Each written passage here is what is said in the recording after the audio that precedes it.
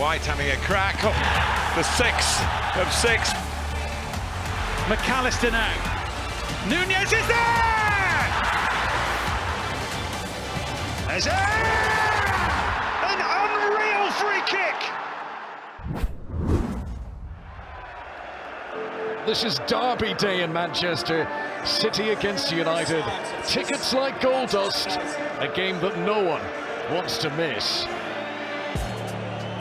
Onana. Bruno Fernandes. Held up by Ruben Diaz. The arrival of Rashford! Oh, wow! Who loves to score in a Manchester derby? Nobody saw that coming. That is sensational. Such an emphatic finish that is. You got no chance in stopping that. What a beautifully struck shot that is. Here's to Foden. Foden's made a great run. He's onside. This is Phil Foden for the homegrown hero. Simply loves scoring in Manchester derbies.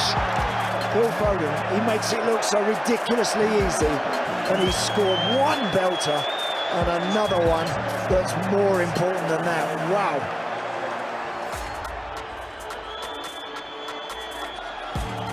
Oh, Rodri has got it off Amrabat. Erling Haaland! The derby is done and dusted now! Amrabat labours, gets caught, and now Haaland's in that position where he's looking at the goal, It's on that left foot, and it's just about applying the final touch, which he does perfectly. More derby delights from Pep Guardiola. They have beaten Manchester United by 3-1.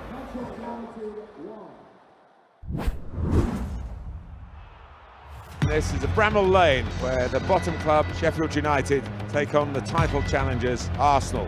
For many years, this was also a cricket ground, and given the nature of the two sides, there have been suggestions of a cricket score tonight in Arsenal's favour. Saka, and they're looking for an early breakthrough here. Saka hits the bar, comes out to Martinelli, and Sheffield United have a bit of early luck. Rice and Odegaard. Well, to say it's been coming, it's been an understatement. Inside 5 minutes, Martin Odegaard. We've seen this repeatedly, Arsenal getting in behind. It finds Odegaard and he's placed it right in the corner.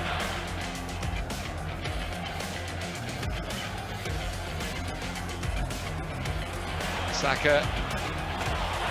Well, it's ended up in the back of the net, and it is 2-0. This is proving too easy. Bogle should be alert enough to be ready to clear it, and instead it's just hit him on the right foot and in.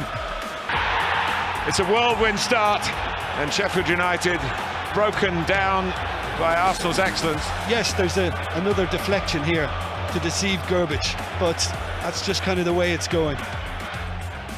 McBurney. Arsenal press. And a good finish into the far corner. There's no need to rush it, they can work. I believe a pass of real penetration is on. Saka. And Rice makes it 5. He's in on the act as well. Even though Sheffield United are trying to become more organised, Arsenal are still able to produce wonderful little moments of trickery.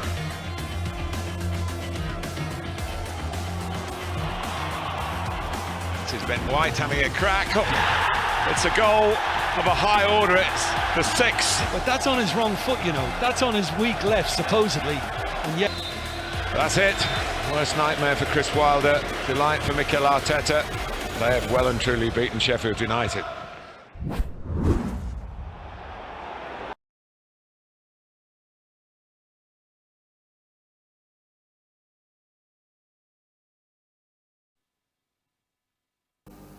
Yeah, a very good afternoon to our sports fans in Port Harcourt. Once again, it's Wednesday. We'll talk about sports, and what a way to start it.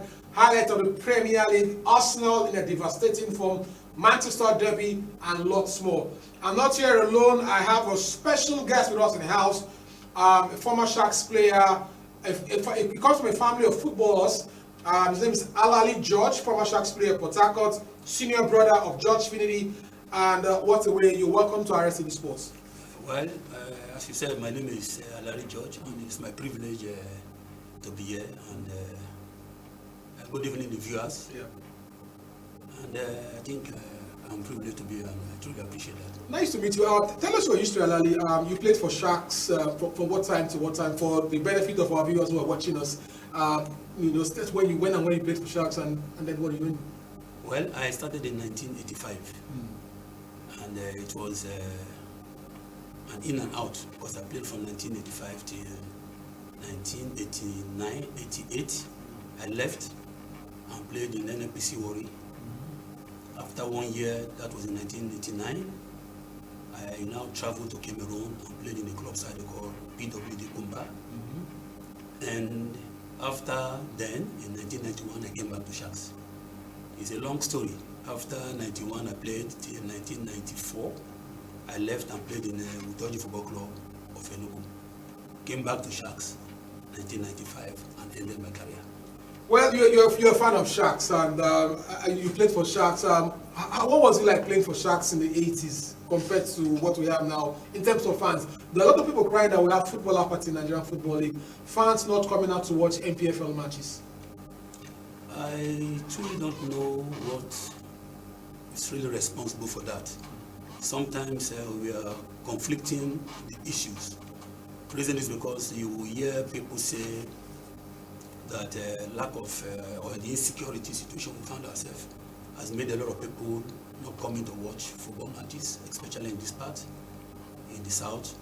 And you hear some other person say this because of the Premiership games that we do watch on TV, that has made a lot of people not coming out. Because whenever there is a clash with any serious match in the Premiership, no matter how important the match is in the country and in the state, nobody goes out. And I am a little bit confused, because if you go to the north, irrespective of all of these, narratives, people still turn out and watch matches. So for me, I'm a little bit confused as to put it in the proper perspective as to the reason why people don't come to watch. By my assumption, I just feel okay that people are not just interested in Nigerian League. And not being interested is a matter of people losing hope in the government to an extent, if you ask me, because they can't they can't build up trust in what is truly happening in the system. And the hardship in the country has also made people not to have some certain interest, because everybody's trying to see how they can make ends meet. Correct. So, just like my friend would say in the local palace, that somebody is beautiful, is handsome.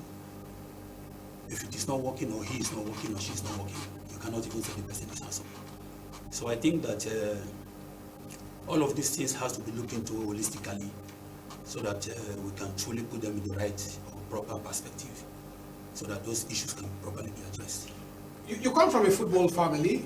You are the first, then you have George Finidi, and then you have Alari and all the rest. And how did football run into your family?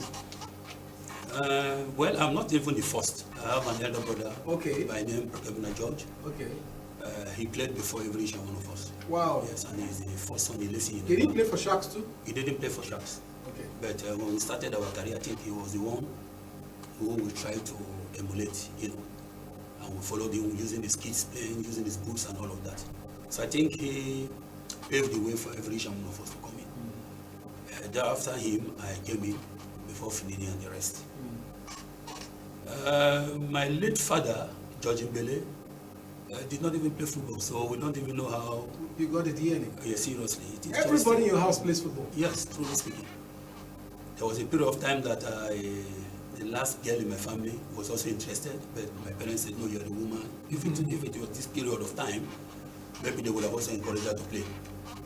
And I really don't know, but yeah, it's truly in our DNA. Yeah.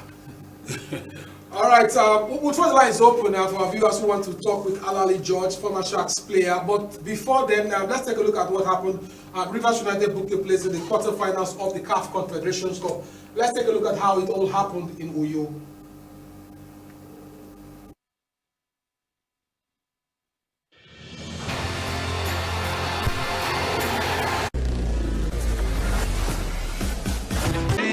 Suleimana Suhiyini was there to deny him. Just a long throw from Katsi Godswill, causing absolute chaos. Defenders left it for each other. Keeper Kane completely missed it. And he was very lucky that Suhiyini was behind him to put it over his own crossbar. Asayako.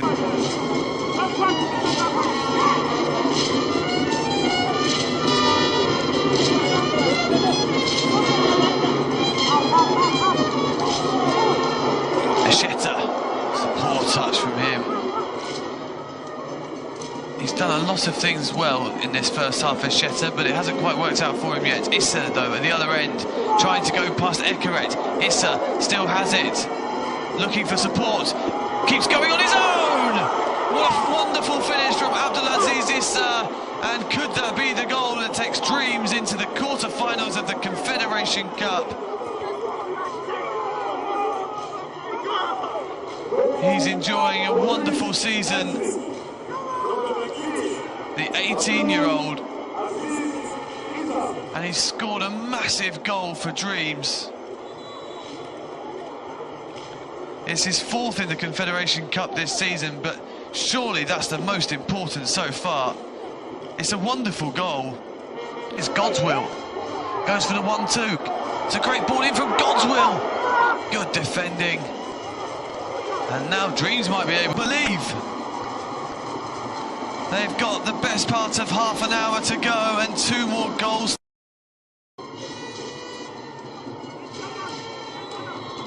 Overloading the back post, headed on. Smooth from Derek Atta-Agui. Going to be a goal this time, it is! And, well, Rivers still believe. They've got the best part of half an hour to go and 2 more goals to go through.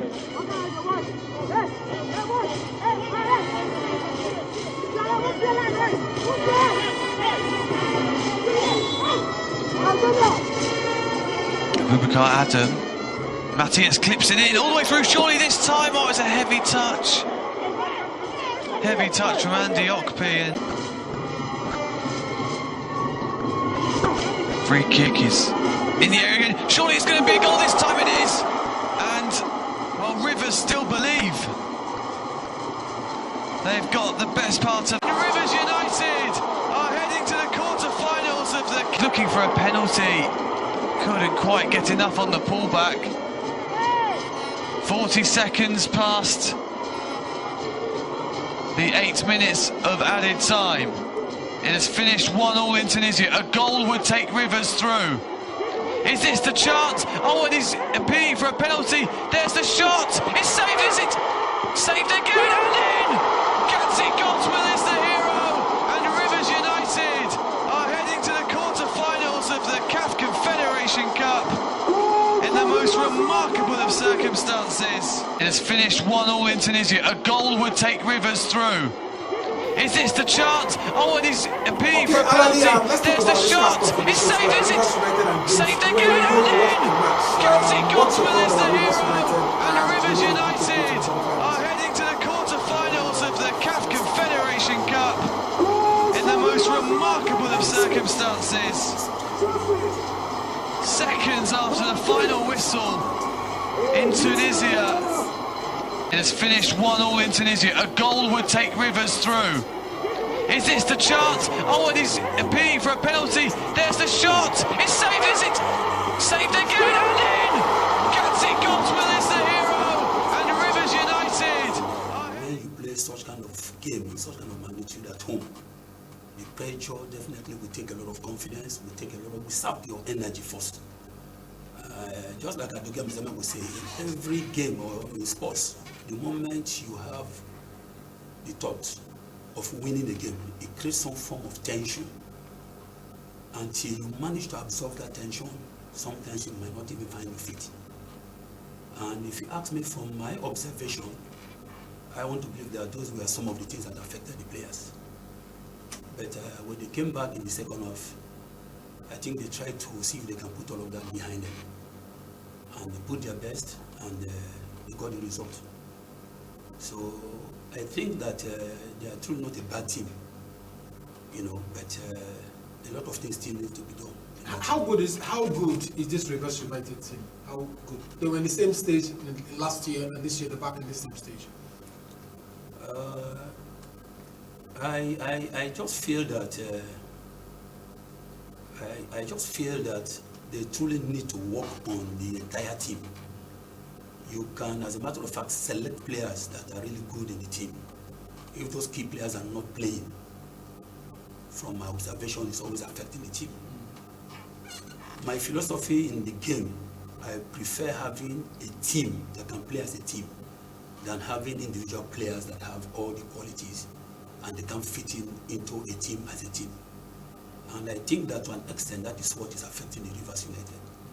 They don't truly play as a team. They have some individual players that has so much quality, but if they're not functioning, then nothing happens in the team because they're not playing as a team.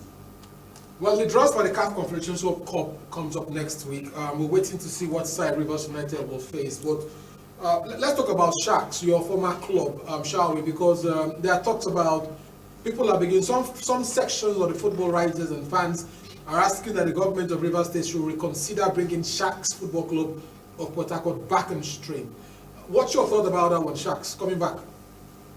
I will definitely support that because I am a product of the Sharks Football Club, and my being popular today or being known in the state and in the country is as a result of the platform which Sharks gave to me. So I can't have children, I have no story to tell them because the club is no more in existence. So for some of us, we are really advocating that the club should come back. You know. What was the problem with Sharks? You know, before their issues, you know, they couldn't win. I'm not sure they won any league title per se or the FA Cup. I know they got to the finals of the FA Cup 2 or 3 times. They were close to winning the league title many times. I've been following Sharks many times. So what exactly was the problem? Because look at Rivers United. You know, I mean, barely 10 years old, they've won the league title once or twice. That I can't tell because, as I said, we had several coaches that has been trying to groom the players over the years. We just have that culture, if I need to use the word, is a way of life of everybody who comes to play for Sharks over the years. Not trying to, we try to play to win, but you can see that the flame of the game is more of our interest. So we can even play a game without even scoring, but just entertaining people, and people are very happy with that. So sometimes some of those things has become the hindrance in the Sharks Football Club not winning some laurels.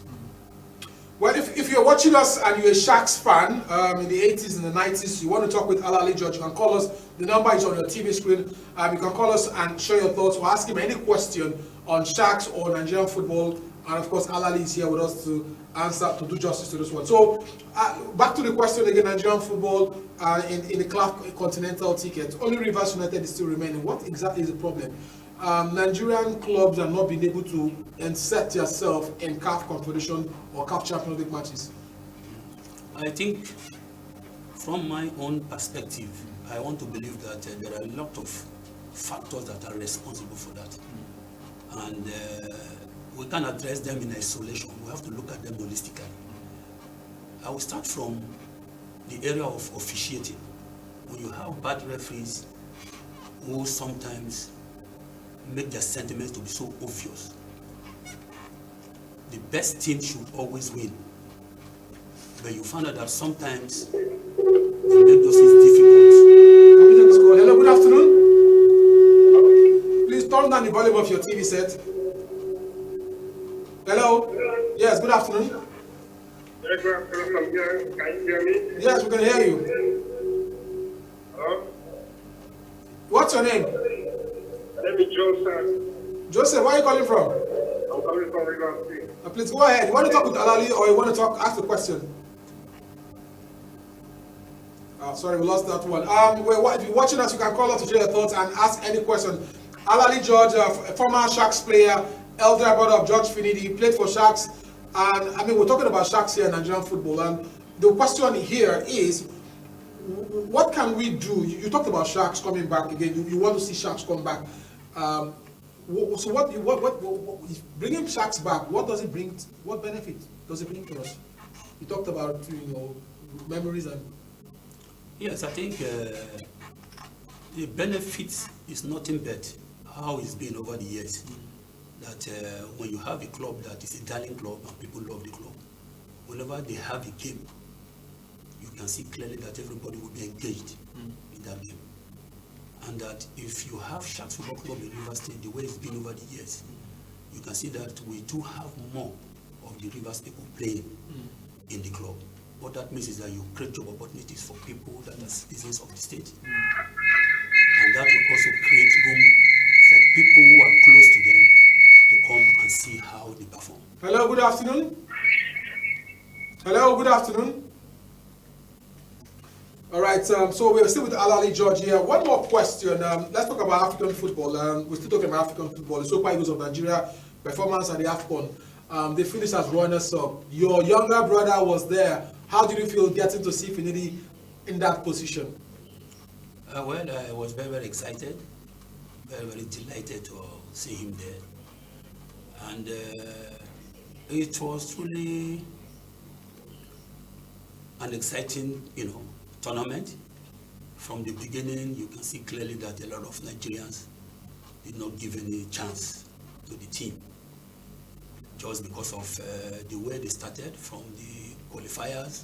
Before they qualified, World Cup qualifiers, they have been losing matches, playing draws, so there was no confidence in the team.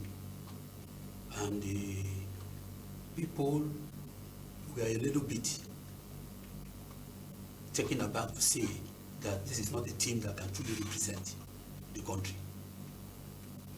But few of us were saying, if you look at the matches they played, both friendlies, deeply, you can see clearly that Jose Pesero played a lot of friendly matches and lost several of them. Yes. But when it comes to some of the qualifying matches to the AFCON, he won. That was how he qualified. Yes. And me personally, I just believe that he's somebody else who was more committed to seeing winning matches that are taken to places, irrespective of the friendly matches that he lost. And he came up with such kind of approach in the tournament proper. And some of the teams that were even rated higher than the Nigerian team could not even pass through the next, the first round. And a team that was not, counted as one of those was the one who went and played finals. Again, for me, it was a big achievement. The pattern with which he approached the game, of course, all what we're looking at is the result.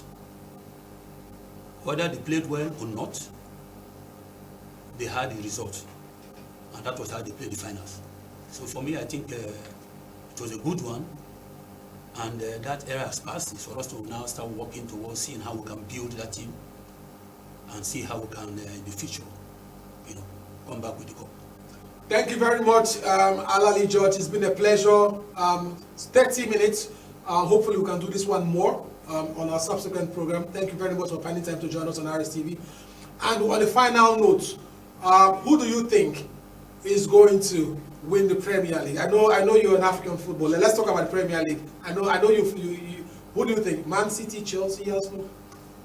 I am not a Premier League enthusiast, so I find it very difficult to, predict who is going to win. If it is the La Liga, you ask me, I can tell you who is going to win. Okay, let's go to La Liga. I know your brother plays for La Liga. Yes. Yes. As it stands now, I can predict that Real Madrid is going to win La Liga. Confirm? Yes. Thank you very much, Alari George, for being our guest today. Thank you very much for the operation director, Andrew.